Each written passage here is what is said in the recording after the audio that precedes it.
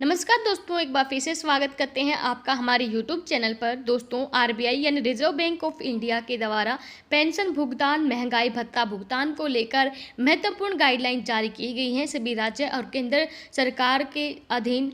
जो डिपार्टमेंट हैं उनके पेंशन धारक हैं उनको, अगर आप पेंशन धारक हैं, सीनियर सिटीजन हैं, तो आपसे रिक्वेस्ट है वीडियो को ध्यान से देखें और वीडियो अपने दोस्तों के साथ ज़रूर शेयर कर लें ताकि वो भी इनसे अवगत हो सकें और वो भी इनका फ़ायदा उठा सकें। चलिए दोस्तों, ज़्यादा वक्त न गंवाते हुए स्टार्ट करते हैं आज के हमारे वीडियो। तो दोस्तों, सेवानिवृत्त सरकारी कर्मचारियों को पेंशन का भुगतान, जिसमें मूल पेंशन का भुगतान, बढ़ी हुई महंगाई राहत डीआर और सरकारों द्वारा समय समय पर घोषित अन्य लाभ शामिल हैं और ये भारत सरकार और राज्य सरकारों के संबंधित मंत्रालयों, विभागों द्वारा तैयार किए संबंधित योजना से संचालित होते हैं। इस संबंध में भारतीय रिजर्व बैंक ने कुछ अनुदेश जारी किए हैं जो कि एजेंसी बैंकों द्वारा सरकारी पेंशन का संवितरण से संबंधित मास्टर सर्कुलर में उपलब्ध हैं। भारतीय रिजर्व बैंक द्वारा जारी किए गए अनुदेशों से संबंधित कुछ मुद्दों पर स्पष्टीकरण प्रश्न और आंसर के रूप में हम यहाँ पर आपको जानकारी देंगे। मास्टर सर्कुलर क्या कहता है आरबीआई का। मास्टर सर्कुलर में सबसे पहले बताया गया है क्या पेंशनर की मृत्यु के पश्चात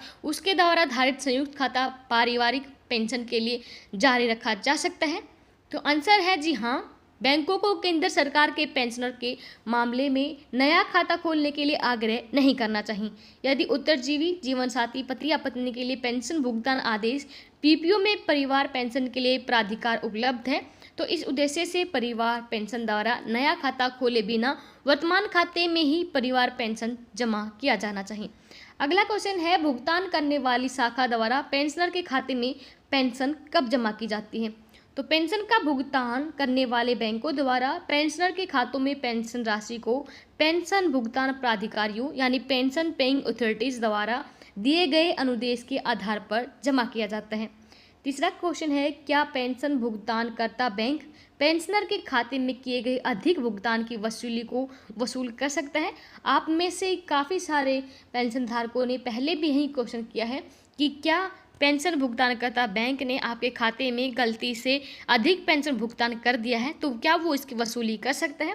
यहाँ पर आरबीआई के दिशा निर्देश के अनुसार जी हाँ, एजेंसी बैंकों के माध्यम से केंद्रीय, सिविल, रक्षा, रेलवे पेंशन धारकों को पेंशन के भुगतान की योजना के अंतर्गत पेंशन आहरित करने वाले पेंशनरों को किए गए अधिक या फिर गलत भुगतान की वसूली के लिए भारत सरकार के परामर्श से भारतीय रिजर्व बैंक द्वारा तैयार किए गए एक समान प्रक्रिया का ब्यौरा है वो इस प्रकार है। कैसे कैसे आपकी जो खाते में अधिक पेंशन क्रेडिट हो गई है उसको यहाँ पर वसूल करेगा। सबसे पहले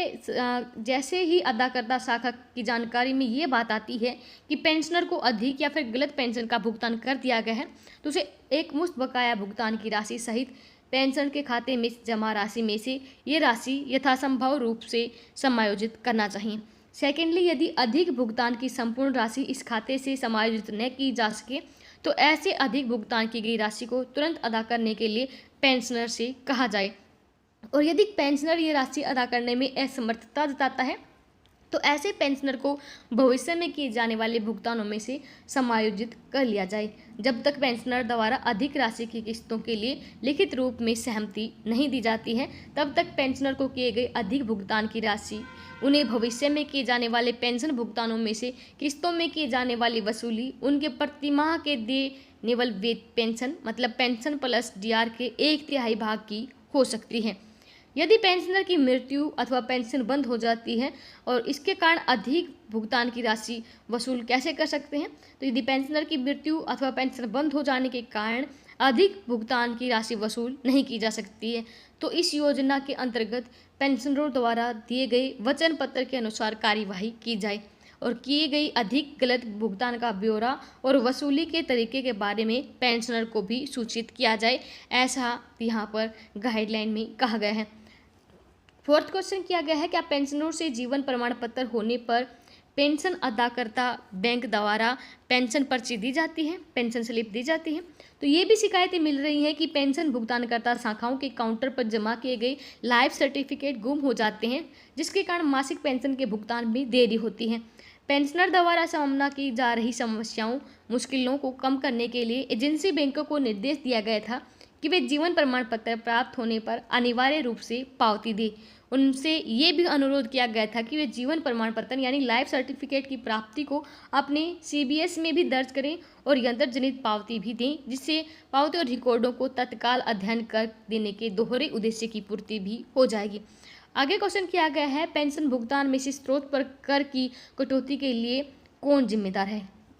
तो पेंशन भुगतानकर्ता बैंक आयकर प्राधिकारियों द्वारा समय समय पर निर्धारित दरों पर पेंशन राशि से आयकर की कटौती हेतु जिम्मेदार है। यदि पेंशनर हस्ताक्षर करने या हाथ या पैर का अंगूठा लगाने या फिर बैंक में उपस्थित होने में असमर्थ है, तो क्या वह अपने खाते से पेंशन का आहरण कर सकता है? जी हाँ, भारतीय रिजर्व बैंक द्वारा पेंशन वितरण के लिए पेंशन भुगतानकर्ता बैंकों को अनुदेश जारी किए गए हैं कि वे यहाँ पर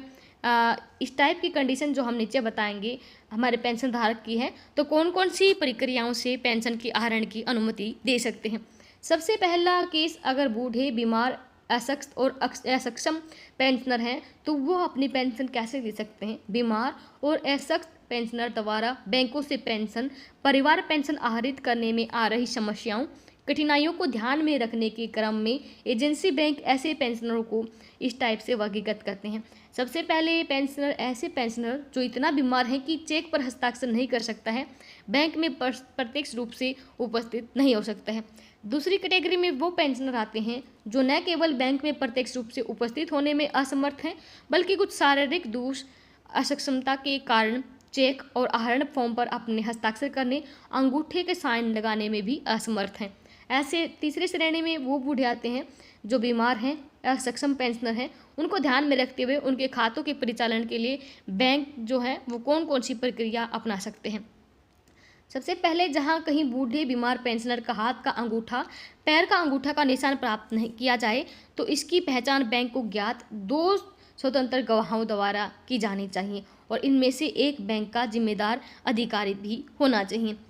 दूसरे केस के अनुसार, जहां पेंशनर अपने हाथ का अंगूठा, पैर का अंगूठे का निशान भी नहीं लगा सकता, तो बैंक में प्रत्यक्ष रूप से उपस्थित होने में भी वो अगर असमर्थ है, तो चेक आहरण फॉर्म पर एक निशान लिया जाएगा। 2 स्वतंत्र ग्राहक जो गवाह होंगे उनके द्वारा इसकी पहचान की जाएगी और इसमें से एक जो गवाह होगा वो बैंक का जिम्मेदार अधिकारी भी होना चाहिए। एजेंसी बैंकों से अनुरोध है कि वो अपनी शाखाओं को ये अनुदेश दें कि वे इस संबंध में जारी अनुदेश अपने नोटिस बोर्ड पर प्रदर्शित करें, ताकि बीमार और हमारे जो असक्षम पेंशनर हैं इन सुविधाओं का पूर्ण रूप से उपयोग कर सकें। अगला यहाँ पर है गाइडलाइंस, पेंशनरों को संशोधित दर पर महंगाई राहत का भुगतान कैसे होता है। पेंशन अदाकर्ता एजेंसी बैंक को डाक, फैक्स, ईमेल से सरकार द्वारा दी गई सरकारी आदेशों की प्रतियां, संबंधित सरकारों के वेबसाइट का एक्सेस कर प्राप्त जानकारी के आधार पर महंगाई राहत को संशोधित किया जाता है और पेंशन अदाकर्ता शाखाओं को प्राधिकृत किया जाता है कि वे पेंशनों को तत्काल यहाँ पर भुगतान करें।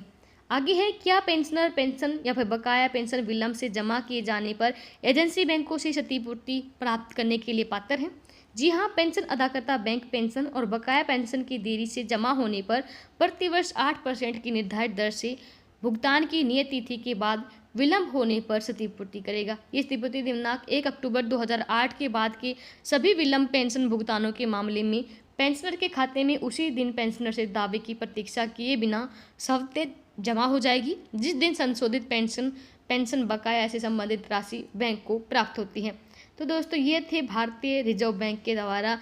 पेंशन धारकों को जारी किए गए महत्वपूर्ण दिशा निर्देश।